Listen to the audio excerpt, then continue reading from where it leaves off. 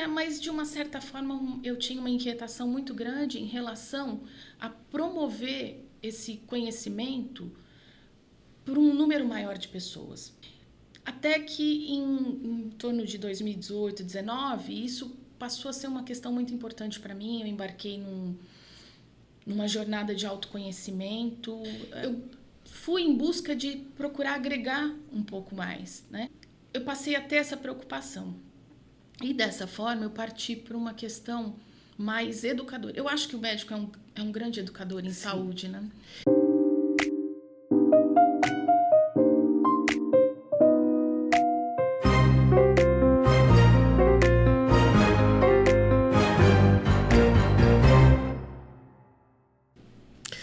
Olá, meus elegantes! Estamos juntos de novo aqui para mais um podcast. E hoje, gente, o negócio é bárbaro. Nós estamos com uma especialista, uma pneumologista importantíssima. Ela tem todo um trajeto, uma carreira, já deu aula, professora, é supervisora de residente, uma pessoa com histórico muito bonito, há 25 anos que ela exerce essa profissão. E agora, a doutora Ana Lúcia Girardi vai falar com a gente sobre uma preocupação de vida da Ana, que é o cigarro. A Ana defende, doutora Ana Lúcia defende, que a vida sem cigarro. Então, o que a gente pode fazer? Porque ela sabe, a gente sabe que é uma luta constante, que é uma coisa que a gente quer liberar e a gente não consegue, uma dificuldade. E a doutora Ana, ela tem um protocolo dela que ela criou para que ajude essas pessoas a pararem de fumar. Mas nós vamos falar de outras coisas também, de doenças pulmonares e mais qualquer coisa. Então, quero que vocês fiquem atentos, depois eu tenho uma surpresa para vocês. Bom, e agora eu queria apresentar a doutora Ana. Fala sobre você, doutora. É um prazer imenso estar aqui com você, Vanessa, e poder proporcionar, eu espero que essa nossa conversa informal, uma conversa bem tranquila, agregue bastante para os teus seguidores, para as pessoas que se interessam nesse assunto, que se interessam em parar de fumar e que, por algum motivo, né, tenham alguma dificuldade. Eu espero que a gente possa trazer umas informações bastante interessantes. É bom isso, porque há um tempo atrás, fumar era até elegante, né, Ana? Sim. Era o charme de Hollywood, né? O pessoal com piteira, né? Aquelas, né, ídolos assim, né? E hoje isso já não acontece mais. Então, Ana, eu queria primeiro começar o seguinte: o que deu na sua cabeça de ser pneumologista? Como você quis ser médica e por que a pneumologia? Na verdade, eu acho que fui médica aos 4 anos de idade, né? Meus pais contam. Eu sempre tive um interesse muito genuíno por escutar pessoas, por entender a dor das pessoas. E aos 4 anos eu tinha um hábito incomum de furar a boca das bonecas e colocar os remédios da casa lá dentro. Meu Deus, a brincadeira. E minha mãe tinha que esconder os remédios. Então, assim, era até uma situação de alerta, né? E com isso eu sempre tive a vontade de ser médica, sempre falei em ser médica. E os anos se passaram, eu fui para a faculdade, eu fiz faculdade na Unesp, na Faculdade de Medicina de Botucatu, fiz a graduação, me formei, fiz residência em pneumologia e saí, né, para assistência, para a vida comum. E ao longo desses anos, eu sempre exerci uma medicina que a gente chama de convencional, que é aquela medicina do 1 a 1, que é o atendimento. Eu acho que a gente tem uma formação que foca muitas vezes na doença e um pouco menos no doente. Isso é uma coisa que me despertou depois de um tempo. Esse olhar um pouco mais cuidadoso para a pessoa como um todo, né? A gente é uma unidade, mas na verdade a gente é composto de vários aspectos: emocional, físico, espiritual, cultural. Então eu acho que assim o ser humano ele é muito complexo e muitas vezes a gente tem uma abordagem muito direcionada para a parte terapêutica. E ao longo desses anos trabalhei em UTI, trabalhei em pronto-socorro, assistência, trabalhei em ensino, coordenação de setor, fiz um pouquinho de tudo, como você mesma disse. E mas de uma certa forma eu tinha uma inquietação muito grande em relação a promover esse conhecimento por um número maior de pessoas. Você é da área da saúde, seu marido também, você sabe que a gente tem um tempo, o tempo nosso é limitado. E gente consegue atender um número de pessoas. E isso me incomodava um pouco. Até que em torno de 2018, 2019, isso passou a ser uma questão muito importante para mim. Eu embarquei numa jornada de autoconhecimento. Eu não digo que seja uma frustração com a profissão, mas eu fui em busca de procurar agregar um pouco mais, né? E dessa forma, veio a pandemia, os serviços ficaram muito limitados, né? E eu passei a ter essa preocupação. E dessa forma, eu parti para uma questão mais educadora. Eu acho que o médico é um grande educador em saúde, né? Isso você fala, Ana, é a medicina integrativa? Não, Mais ou seria menos isso, não? medicina integrativa. Eu acho que assim, o conceito talvez pudesse ser esse, mas eu acho que ter aquele olhar mesmo para o indivíduo como indivíduo, né? As questões sociais, culturais, não só físicas, mas psicológicas. Cada pessoa tem uma necessidade, né? E às vezes a gente tratar todo mundo igual era isso que me incomodava. Aham. Sabe? Ter um protocolo. Porque assim, eu vim de uma instituição muito tradicional. E assim, os protocolos eles eram exercidos da forma mais cartesiana que você puder imaginar. Tudo muito certinho. Mas eu achava que talvez a gente pudesse agregar um pouco mais no sentido de individualidade do fumante. E foi em busca disso. E através disso eu fui estudar. Deixei a pneumologia um pouquinho de lado e parti para a parte mais da psicologia, para a parte mais nutrologia. Busquei outros recursos, outras ferramentas que me pudessem proporcionar para esse fumante uma abordagem mais ampla. Né? E aí me aprofundei em terapia cognitivo-comportamental, que é uma linha terapêutica que agrega para o tratamento do fumante. Fui estudar sobre sono, alimentação, várias coisas que, de certa forma, completaram a minha formação e abriram a minha mente para outras coisas. E nesse aspecto eu criei, né, o projeto que chama Vida Sem Cigarro, que hoje é uma página do Instagram, é uma página que eu estou construindo. Nós vamos deixar aqui, né, produção? A gente deixa aqui a página da... @Vida Sem Cigarro. Você vai procurar, tranquilo. E criei uma comunidade também que está em construção, que é a comunidade Fôlego. Essa comunidade, o objetivo é proporcionar para as pessoas que talvez não tenham a condição geográfica, financeira, de ter um atendimento no 1 a 1, mas que queiram ter recursos, que queiram acessar recursos que possam ajudar no sentido de parar de fumar. Eu ia perguntar uma coisa para você. Onde você atende e se você atende online? Justamente pensando nisso. As pessoas que talvez não tenham nem recursos para se locomover até você. Eu atendo hoje online. Atende online. Ah, ótimo. E não é um atendimento que deixe a desejar em nenhum aspecto. Por quê? Se você parar para pensar, né, a pandemia ela trouxe para a gente a possibilidade do atendimento remoto e foi um recurso que foi se aperfeiçoando. Até as receitas, né? Sim. A gente tem o portal de receitas, você pode enviar para o seu paciente, você tem esse recurso, e eu falo que a telemedicina é um momento muito íntimo, porque é você, uma câmera e o paciente lá do outro lado. Vocês dois, ele não precisa se deslocar, ele pode ter acesso ao especialista que ele quiser. É verdade. Então, assim, é um recurso muito interessante do ponto de vista de acessibilidade. Né? Ah, demais. Inclusive, eu faço até terapia online. Até eu quero até falar para a minha terapeuta, Cristina Almeida, que é minha santinha, que me protege. A Zazinha dela me protege. Eu também gosto muito do trabalho online, porque em determinados momentos eu faço a minha terapia dentro do carro. Eu faço, se eu estiver no shopping, der a hora, eu vou para um canto isolado e eu faço. Sim.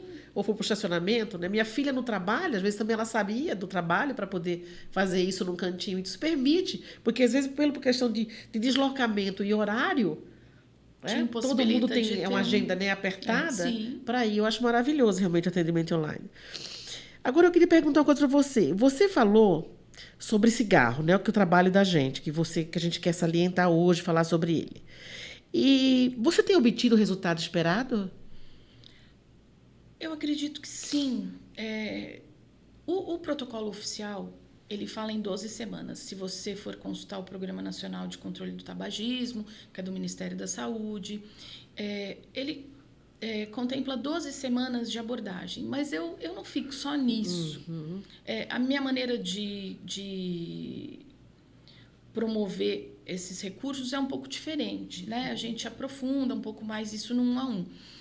Porque cada pessoa tem uma demanda especial. Tem pessoas que a gente dá o start no tratamento, a gente faz uma avaliação, tem toda uma avaliação inicial sobre a condição, histórico. Eu falo que, assim, as pessoas, hoje em dia, elas se preocupam um pouco em se conhecer, né? Certo. E, assim, como que você vai para um serviço de saúde e você espera que o seu médico conheça um pouco de você se você mesmo nem sabe disso? Né? Então, assim, o autoconhecimento é o princípio de toda a sabedoria, de todo o conhecimento que a gente possa ter. Então, assim, a gente embarca nessa história com o cigarro. Eu não digo que seja alguma coisa muito aprofundada, como, por exemplo, a psicanálise, mas eu acho que tem que haver essa necessidade de conhecer essa jornada até aquele momento que a pessoa está, para a gente poder abordar. É por isso que você se preparou tanto, né? Sim, eu fui buscar outros recursos que eu não dominava, não tinha tido acesso, né? Pela própria profissão. E eu acho interessante isso, Ana Lúcia, porque, por exemplo, muitas vezes eu falo isso assim, quando a pessoa fala, eu tentei uma vez, não deu certo. Às vezes você não tentou com a pessoa certa. Às vezes você não tentou no momento certo. E com abordagem, né? Porque às vezes o médico é bonzinho, é legal, tal, mas ele não tem essa abordagem que você tem, que é todo esse estudo paralelo que você fez. Sim. Esse preparo que você tem para lidar com isso, né? Sim. Eu queria aproveitar e te perguntar uma coisa, Ana. Quanto tempo demora o cigarro? Quanto fica de resíduo da consequência do cigarro? Deu para entender minha pergunta? Sim, sim.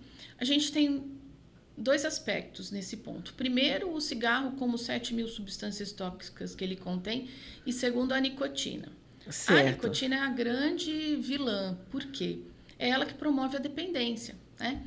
Numa tragada, depois de 20 segundos, a nicotina está no cérebro e libera todo... 20 segundos? De 10 a 20 segundos. Menor do que o tempo que a cocaína agiria, que o crack agiria. Eu acho que, e inclusive, a nicotina é superior em termos de dificuldade de eliminação do que outras drogas. É uma das drogas mais difíceis de você eu não sabia. ficar abstinente. Então, imagina, 10 a 20 segundos a nicotina está no seu cérebro, promovendo toda uma reação que a gente chama do sistema dopaminérgico. Hoje em dia se fala muito em dopamina, é o assunto do momento, prazer rápido.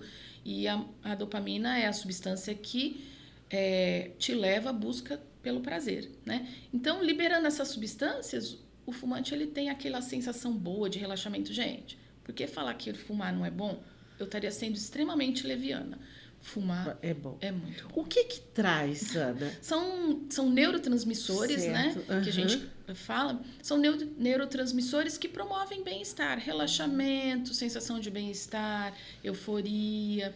Tanto que a abstinência da droga, da nicotina, é uma situação extremamente incomodativa.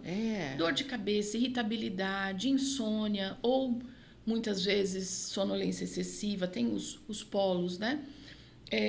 Inapetência ou excesso de apetite. Então, assim, promove no organismo uma reação, uma situação muito incômoda, a falta da nicotina, depois de um tempo. Eu conheço uma pessoa que ela dizia o seguinte, que ela parar de fumar, o mais difícil para ela era o ritual. Então ela falou assim, quando eu gosto de chegar do trabalho, eu sento na varanda do apartamento, era assim, de frente para o mar, coloca a bolsa lá na coisa, tira o cigarro. Então ela falou que aquele momento que ela não podia ficar sem o cigarro, não era mais nem o prazer que ela sentia, mas era, na verdade, ela sentia falta do ritual. Isso acontece mesmo? Sim, porque o cérebro da gente é uma coisa curiosa. Existe uma coisa que se chama neuroplasticidade. Neuroplasticidade, imagina que você está caminhando numa mata e você passa sempre pelo mesmo lugar. Certo. Fica aquela trilha. E o nosso cérebro, ele tem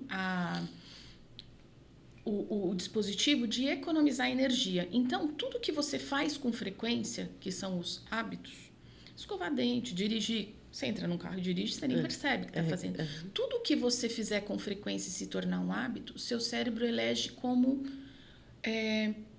um mecanismo já pronto, já arquivado, certo? E dessa forma, o que acontece? A gente tem não só a dependência química da nicotina, como também a psicológica. O seu cérebro aprende que você vai sentar lá na praia, colocar a sua bolsa. Aquilo é um ritual, na verdade, é uma trilha comportamental. Né? E através desse ritual, dessa situação que está associada ao bem-estar, isso se torna extremamente recompensador para o seu cérebro. Então, em algum momento, as pessoas elas estão tão envolvidas em hábitos, em comportamentos, em situações, que muitas vezes a dependência psicológica ela se torna tão complicada ou até mais do que a dependência química. Eu queria te perguntar, qual que é mais difícil de você eliminar, ou de você lidar com ela? É a dependência física ou a química? Depende do grau de dependência. Quando a gente aborda o fumante, existe um questionário, que é o teste de Fagerström. E esse teste ele vai dar, em última análise, para a gente o quão dependente de nicotina é o fumante. São 6 perguntas, né? Categorizadas ali por níveis, de acordo... Perguntas de sim ou não, ou de níveis aí de cigarro, de tempo, que vão, em última análise, te dar um grau de dependência. Acima de 8, a gente entende como um fumante muito dependente. E esse é um candidato a usar a reposição de nicotina, que é uma das formas terapêuticas. Né? A gente tem a reposição de nicotina... E aqueles PET, aqueles... Na forma de adesivo, pastilha ou goma. Você pode usar. O que fica mais interessante, adesivo é uma liberação prolongada, pastilha e goma é para as fissuras, aquele momento que a pessoa está desesperada e então ela faz aquela reposição. Importante, eu tenho visto as pessoas comprarem adesivo de nicotina na farmácia. Não façam isso. Vocês queimam um recurso terapêutico. Pode ser usado com uma orientação especializada e muitas vezes existe a contraindicação da nicotina, muitas pessoas não podem usar. Então, fiquem atentos quanto a isso. Né? Perfeito, perfeito. Quer dizer, só um minutinho, Ana Lúcia, deixa eu perguntar uma coisa. Quando você fala do recurso terapêutico e tal, você acha que usando esse pessoal que fica se desesperado, não, quero parar, decide por conta própria, tenta um adesivo desse. Se entrar num programa, ele está queimando uma fase, é isso? Você sabe por quê? Porque a pessoa vem com aquela crença de que ela já usou nicotina e não funciona. Entendi. Então, ela descredibiliza um recurso que poderia ser extremamente auxiliar, extremamente positivo, pelo fato de que ela fala, eu já usei pastilha, não vou usar isso aqui não faz efeito. Entendi. Então, assim, queima não no sentido que não faça mais efeito, mas o significado que aquilo tem para ela.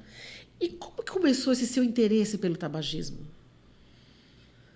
Assim, da área da pneumologia, a gente tem as doenças respiratórias, tem vários aspectos. Hoje em dia, os especialistas, eles já são especialistas da especialidade. E eu sempre me interessei por doenças de vias aéreas relacionadas ao cigarro. Asma e DPOC, né, que é o enfisema ou a bronquite que as pessoas normalmente conhecem. E, especificamente, o enfisema, e eu procurei me aprofundar um pouco. Meus pais eram fumantes, os dois. Minha mãe faleceu de uma embolia pulmonar fulminante em 24 horas, e eu sempre, olha que loucura, eu sempre lutei com ela para parar de fumar. E isso nunca aconteceu, e meu pai também. Então, assim, eu tinha dentro da pneumologia esse interesse muito grande. Eu sempre gostei muito de escutar as pessoas. Porque uma coisa que os médicos às vezes fazem, consciente ou inconscientemente, é dizer assim para o paciente, você é um cardiologista, um pneumologista, você tem que parar de fumar. E a pessoa se sente um pouco acuada. Então, assim, eu percebi que eu passava longos períodos da consulta ali. Hoje em dia, a Organização Mundial de Saúde, eles orientam você destinar pelo menos 5 minutos da sua consulta para abordar esse assunto. E eu percebi que eu ia bem além, eu gostava de escutar as pessoas e gostava muito de estudar. E eu acabei partindo para isso, né? É uma coisa que me interessa bastante. É uma luta, porque hoje em dia a gente está vendo num movimento completamente contrário a isso, embora se saiba que o cigarro é extremamente nocivo, né? E, assim, educar eu acho que é parte desse processo. E não você só fala, tratar. você fala isso, eu lembro de um caso, uma pessoa que eu conheço, que foi procurar um, um nutrólogo, não lembro, um endócrino, eu não lembro. A preocupação era perder peso. Aí o médico perguntou assim para ela: você faz caminhada? Não. Você faz academia? Não. Você faz tal coisa? Não. Então, olha, a pessoa que eu queria te indicar seria própria para você, eu não posso mais, porque essa pessoa morreu, que era Jesus Cristo. Olha, a pessoa saiu de lá arrasada, imagina só, você não tem mais jeito, quem podia te ajudar morreu há tantos anos atrás, né? Então, essa preocupação que você fala, de que você que ouça o paciente, né? Ouça, né? E outra coisa que eu queria perguntar para você é o seguinte, é, eu queria que você me falasse se é verdade que quando você fuma, a pessoa do lado fuma também. Sim, é o tabagismo passivo. A gente tem, na verdade, duas correntes de fumaça, que é a corrente primária, que sai da ponta do cigarro, e a corrente secundária, que é a fumaça exalada pelo fumante. Isso já está cientificamente comprovado, que o acompanhante do fumante, ele tem maior chance de desenvolver asma, enfisema, doenças isquêmicas coronarianas, AVC, inclusive os cânceres. Certo. E eu queria também que você me contasse o seguinte, qual que é a diferença, Ana? Eu vejo essa molecada assim falando tanto em vape, cigarro eletrônico, narguilé, o que que é cada um deles? Fala para mim, o que que é cada um deles? Eu acho que são formas diferentes Mas são coisas diferentes também. de veicular a nicotina. Uhum. São formas diferentes. O narguilé, por exemplo, 1 hora de narguilé equivale a fumar 100 cigarros. Quantos? 100 cigarros. 6? 100. 100 cigarros? 100 cigarros. Com 1 hora de narguilé. Que é uma prática comum agora entre os jovens, né? Outro dia eu recebi na minha caixinha de perguntas no Instagram, eu abro um espaço para os seguidores perguntarem, falarem. E uma pessoa disse assim: eu uso narguilé, mas é só de final de semana, não me considero fumante. E, na verdade, não é dessa forma, né? Toda forma de inalar qualquer coisa. O nosso pulmão não foi feito para ter outra coisa senão ar. Certo. Há um tempinho aí, vamos falar em questão de 6 meses, surgiu um cigarro eletrônico. Ó, você está sentadinha aí, né? Uhum. Um cigarro eletrônico com vitamina. E a gente sabe que, assim, primeiro, não existe uma forma de você comprovar cientificamente que a vitamina está contida no cigarro. E segundo, alguns casos nos Estados Unidos documentaram, inclusive, lesão pulmonar por inalação de vitamina E, porque a vitamina E é uma substância oleosa. Então, ela impregna o pulmão, gruda. E, assim, além da gente saber que não tem benefício nenhum, cigarro com camomila para relaxar, cigarro para performance. Como que alguém vai fumar para ter performance, Vanessa? Então, assim, a forma como as coisas são apresentadas, e recentemente, inclusive, o cigarro eletrônico foi associado a um recurso terapêutico para ajudar pessoas que queriam parar de fumar. E também isso não se confirma. Se hoje no cigarro a gente tem 7.000 substâncias tóxicas, muitas delas cancerígenas, no cigarro eletrônico a gente fala em dispositivo eletrônico para fumar. E aí, daí a gente tem vários dispositivos, são diferentes, na verdade, em tamanho, em reposição de líquido, mas o objetivo final é inalar a nicotina, vaporizar, que causa dependência da mesma forma. Então, assim, são formas diferentes de você estar inalando, e o prejuízo é o mesmo. Ana, não tem como, por exemplo, você vai consumir alguma coisa, fala, é composto disso, disso, disso. Contém isso, isso, isso. Por exemplo, nesse cigarro eletrônico, nesse dispositivo, quando fala que tem vitamina, não existe isso. Não tem como você comprovar. Não tem como comprovar, né? entendi. E ainda que fosse, a inalação de vitaminas não é a melhor maneira de você absorvê-las, né? Ainda que a gente possa ingerir as vitaminas na forma de comprimidos, né? Absorção pelo trato gastrointestinal, a gente ainda tem uma limitação de absorção, o que a gente chama de biodisponibilidade, que é o recurso que fica disponível depois que você ingere. Inalado, não existe inalação, nenhum estudo cientificamente comprovado que possa dizer para você, não, você vai inalar, você vai fumar 3 cigarros por dia e vai ter uma absorção eficaz do quanto você precisaria em termos de quantidade diária sugerida, né? E o vape? A gente passou por um aperfeiçoamento, eu diria, dos cigarros eletrônicos, que são os dispositivos eletrônicos para fumar. A gente veio de uma primeira geração, que era um cigarro que não tinha recarga, era um cigarrinho lá com líquido dentro. Para um segundo dispositivo, que eram as canetas de segunda geração, veio o tanque, que era um dispositivo grande, e aí já da segunda para a terceira e quarta geração a possibilidade de você recarregar. Então você compra o dispositivo. E o que é o cigarro eletrônico em última análise? É um dispositivo que tem uma bateria, e essa bateria que promove a combustão, e você coloca ali dentro um líquido, e você pode escolher o líquido que você quiser. Alguns, eles mencionam não ter nicotina, a gente não tem nenhuma garantia disso. E aí você adiciona aromatizantes, odores, para que aquilo fique mais agradável do ponto de vista de ambiente. Ana Lúcia, uma coisa que eu fico preocupada é o seguinte: a gente sabe, né, por notícia, tudo, que houve uma epidemia, teve vários casos de morte por causa do vape, por causa desses cigarros, certo? Isso não é proibido? Aqui no país, a Anvisa proibiu a veiculação, venda, publicidade, propagação do cigarro eletrônico desde 2009. 2009. Agora, o ano passado, a nossa senadora Soraya Tronic criou um projeto de lei para quê? Para regulamentar a fiscalização do cigarro eletrônico. Tá tramitando aí. Ué, então vai voltar, se ela está regulamentando. Existe um projeto de lei, né, e está em aprovação. A gente não sabe ainda quando isso vai ocorrer.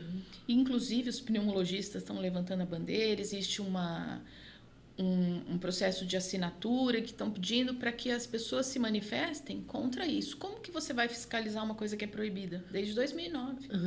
Né? E dessa forma, é proibido.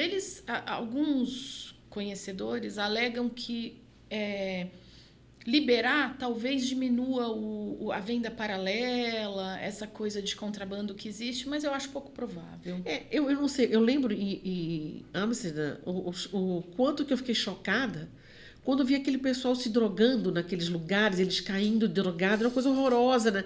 A gente principalmente eu estava com minhas filhas, mas e você mais velha, você fica acabando esse jovem, porque é liberado. Sim. Então eu não vi, pelo que depois eu procurei saber, eu li, né, por causa da área da saúde, que o fato é liberado, isso não diminuiu. E, curiosamente... Virou uma tragédia humana. Sim, não, completamente. E eu não sei se você sabe, mas o Brasil ele é internacionalmente conhecido pelo empenho que ele tem em promover políticas de controle do tabagismo. O Brasil, ele foi o elaborador, né? Ele encabeçou a elaboração de um projeto que chama Convenção Quadro, que é o primeiro tratado internacional da Organização Mundial de Saúde. São 192 países que fazem parte da Assembleia Mundial de Saúde e nos anos 90, ali, a confecção dessa convenção foi de 99 a 2003, quando o Brasil redigiu, existiu uma preocupação muito grande do tabagismo como epidemia. Então, hoje existe a Convenção Quadro, que é, em última análise, uma ação para promover desde a fiscalização de publicidade, veiculação, tratamento, impostos, tudo que diz respeito ao cigarro, a Convenção Quadro contempla. Certo. Ana, por exemplo, e você acha que essa proibição dos cigarros em áreas, né, fechadas, você percebeu a diminuição? É uma das políticas de saúde que teve um impacto importante. Porque hoje em dia, você não permitir que as pessoas fumem em ambiente fechado, na verdade, você está protegendo quem não fuma. Né? E parte disso, né, que se destina a abordar o tabagismo como uma doença, inclusive no CID ele tem a sua categorização, e inclusive promovendo a saúde do ponto de vista de proteger as pessoas que não fumam, né? Em 2019, a gente teve uma epidemia nos Estados Unidos, o CDC, que é o órgão de regulação em saúde do governo americano, ele observou que estava existindo uma epidemia de casos de EVALI. EVALI, né, traduzindo para o português, é uma lesão pulmonar induzida pelo cigarro eletrônico. E o governo observou, o CDC observou internações com hospitalização, necessidade de recurso de terapia intensiva, intubação, ventilação mecânica e, inclusive, muitas mortes. E aí, baseado nisso, trouxe a preocupação, trouxe à luz essa questão de que é preciso ter um olhar para esses dispositivos eletrônicos para fumar, não ajuda ninguém a parar de fumar, não. Que é o que hoje a grande maioria das pessoas fala, eu passei pro vape porque eu estou tentando parar, falaram que é bom. Não existe isso. E o cigarro de palha?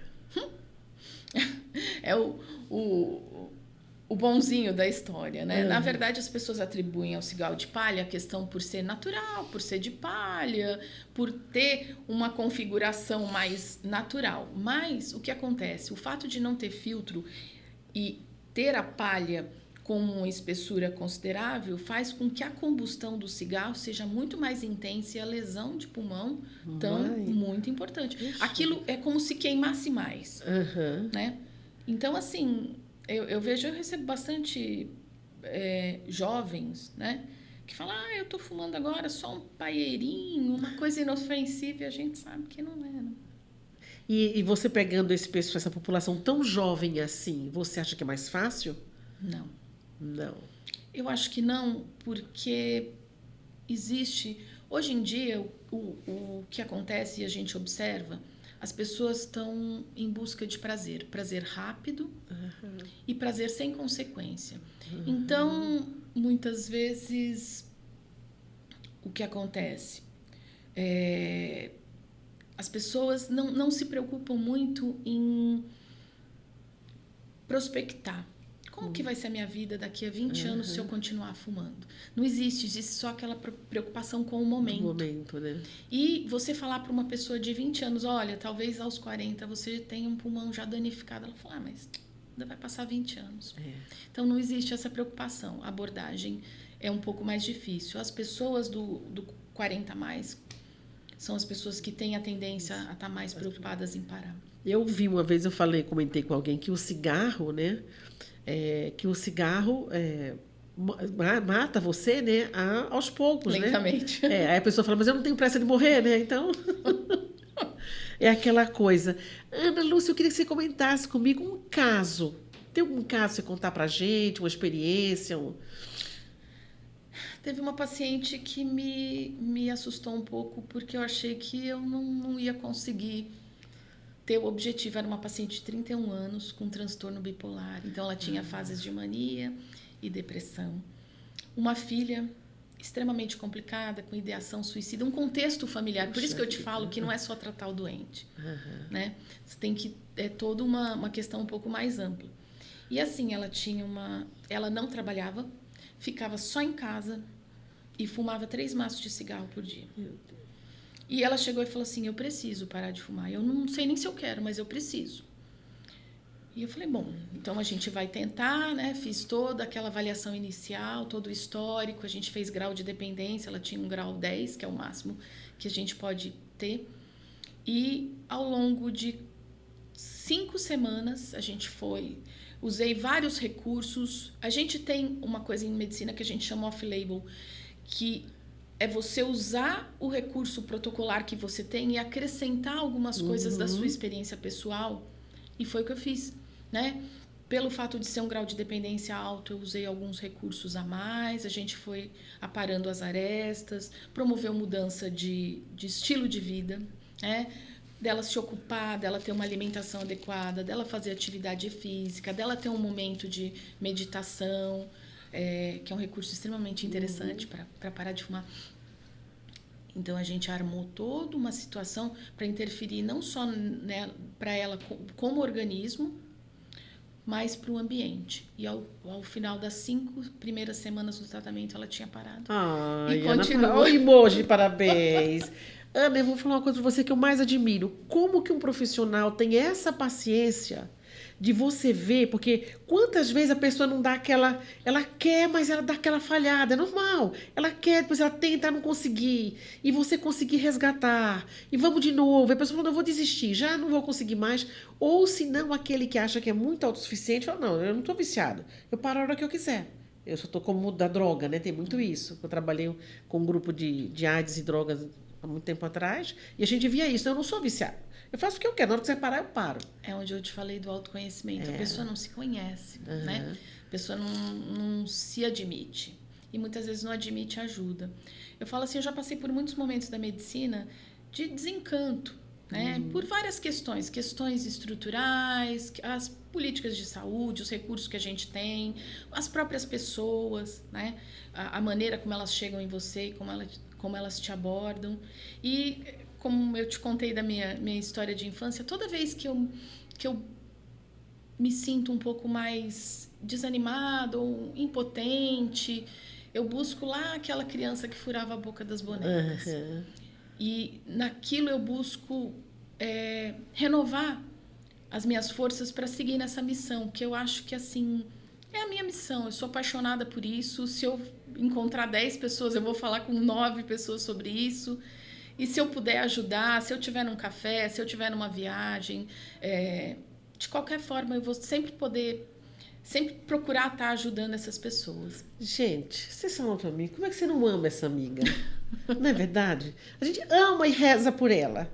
Isso é uma coisa assim rara. Agora, uma coisa que eu queria que comentasse. O que você tem de surpresa pra gente, para os meus elegantes?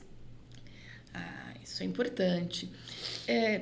Nessa preocupação de trazer esse assunto, não só trazer, eu acho que eu pensei em presentear, né, um seguidor seu para a gente, com uma consultoria de 1 hora, para uma pessoa que tem interesse em parar de fumar, para ela poder conhecer quais são os recursos, conhecer em que momento ela possa estar, qual é o grau de dependência, o que pode ser feito, e talvez seja até um pontapé inicial para um processo, para um despertar mesmo, que ela possa...